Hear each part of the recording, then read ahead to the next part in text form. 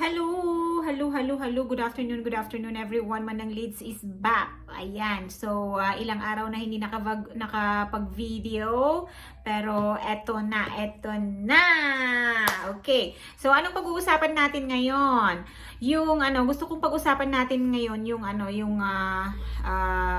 tanong sa akin ng dalawang viewer na gustong mag-abroad. First time nilang mag-abroad kung sakasakali. So, tinanong nila sa akin kasi na dati ko silang Facebook friends, kaya nakikita nila yung mga videos ko sa Reels na nagsasabi ako na hiring kami ng cleaners, hiring kami ng DH, yaya, nurses, yung mga ganon-ganon. So, which is totoo naman po, hiring kami ng ganon. Kasi inuulit ko sa mga hindi pa nakakapanood dun sa video ko na sinasabi ko na online agent na ako dun sa agency kung saan ako nag-apply dati. Totoo po yun. Online representative na po tayo doon. So, yung mga nakikita ninyo na mga videos ko, it's either sa profile Facebook ko or sa page man yun kasi may mga pages ako, may mga videos ako doon.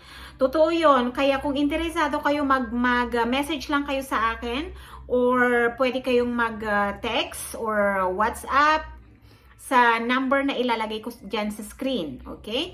So, ang hiring namin is yaya, cleaners, yung mga nurses, pero hindi lahat ng Middle East may nurses tayo. Ang nurses natin is Qatar, Kuwait, at saka Germany. So, yun lang yung mga nurses natin. Yung ibang mga Middle East, may salon pa kung may mga salon. Iba-iba kasi yung nag-handle noon. Basta kung interesado kayo mag-apply, paki-message lang ako ha. So, yun ang gusto kong unang-unang gusto kong sabihin dito sa video na to kasi may mga nagtatanong din kasi, although ang nakikita nila kasi is yung mga reels ko sa profile Facebook ko. Okay, so hanggang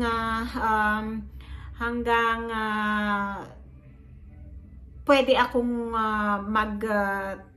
hanggang kaya ko na magbigay ng information para sa inyo, gagawin ko. Alright, so, libre po ba? Yes po.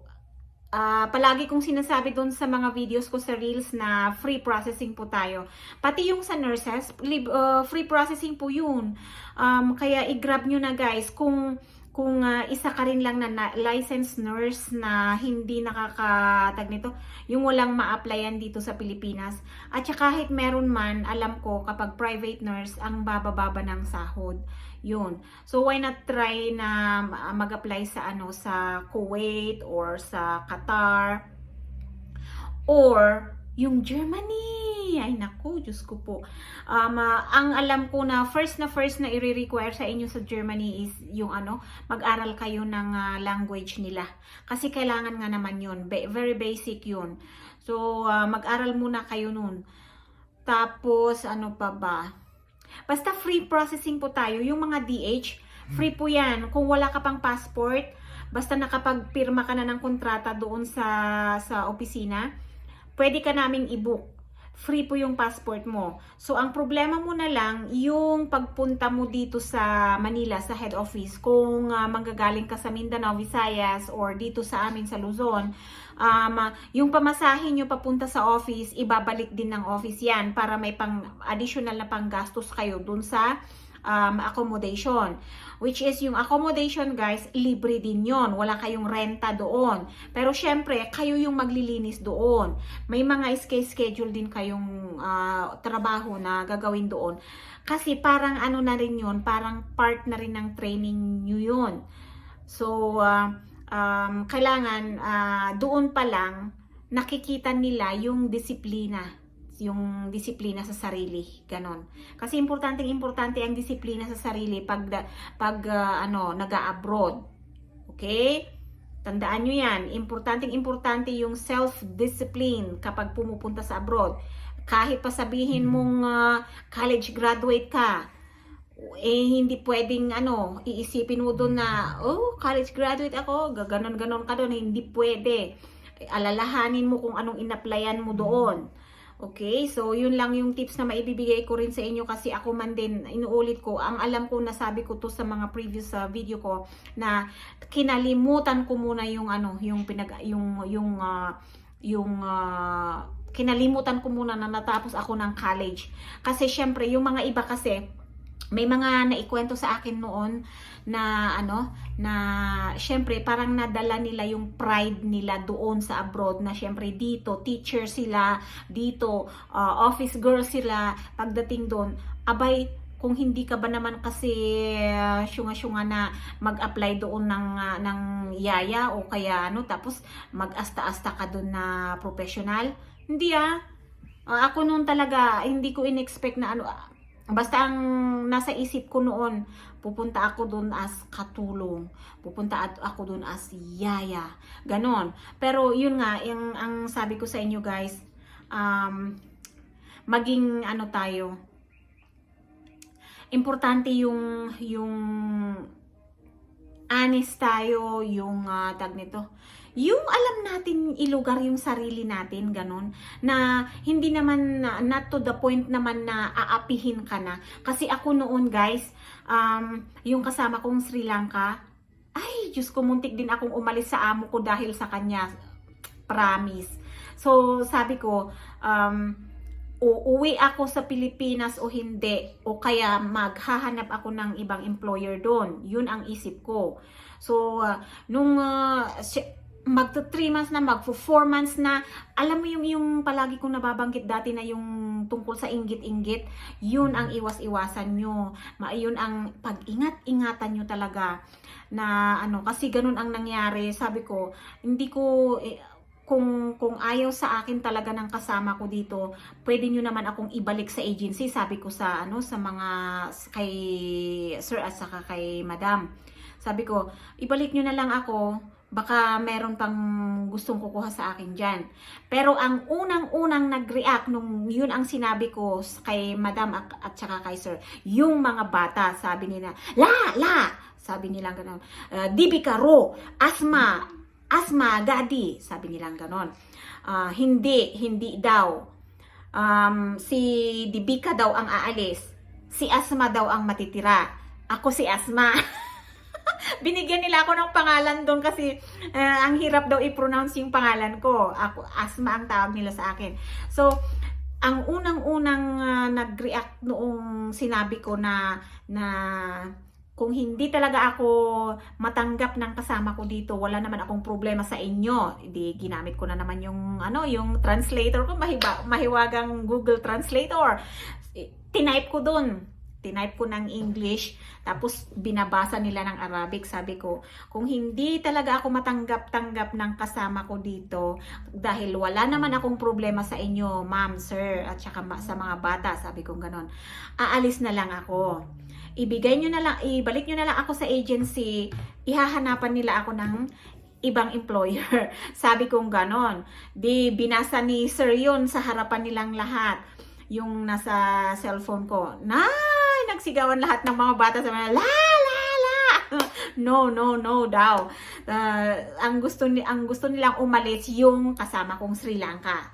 So yun guys. Kasi hindi kasi ako yung tao na na kung ayaw nyo sa akin, ayaw ko rin sa inyo. Ganun ako talaga. Pero nasa lugar ka dapat nasa lugar ka na sabihin mo sa magandang paraan dun sa mga tao na concern, na dapat sila ang magbigay ng pahintulot sa iyo. So ganun ang ginawa ko guys. Ay nako, grabe. So doon ko nakita na grabe, no? Doon ko nakita na na basta maayos ka sa mga amo mo, sa mga alaga mo. Naku, ikaw palagi ang kakampihan ng mga yan. Kahit ano pang gawin ng kasama nyo, kung may kasama kayo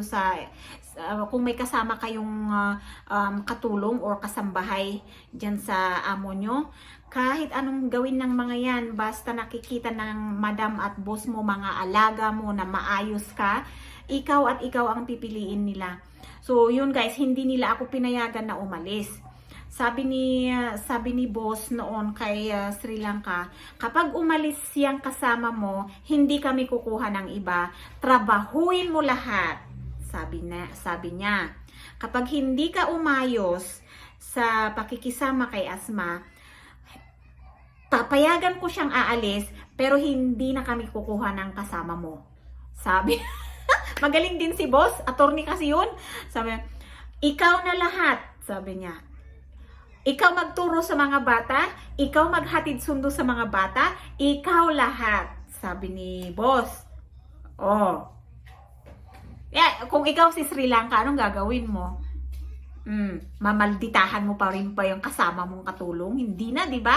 So, yun. So, ilang months din talaga akong hindi ako nahirapan sa mga boss ko, hindi ako nahirapan sa mga bata. Doon sa kasama ko talaga ako na stress, Diyos ko. Dahil lang sa yun nga, iwas-iwasan nyo talagang kainggitan kayo kasi sila ang mas mabigat na problema nyo kaysa sa mga employers nyo minsan, kasi ganun ang nangyari sa akin. Hindi ko naman sinasabi na lahat, pero kinukwento ko lang kung anong nangyari sa akin para baka sakali makakuha kayo ng idea. Yun. So, thank you so much again for watching. Sana sana may napulot kayong kahit konting tips, lalong-lalo na sa mga baguhan, yung mga first time na mag-abroad. So, yun guys, be honest, maging totoo ka sa sarili mo, maging ilapit mo ang sarili mo sa mga kay ma'am at sir at sa mga bata. Wag mo silang bigyan ng dahilan para maramdaman nila na malayo ka sa kanila. Kapag naramdaman nila na parang family, brother and sister ang mo sa kanila, mamahalin kanila. Parang pamilya din. Okay.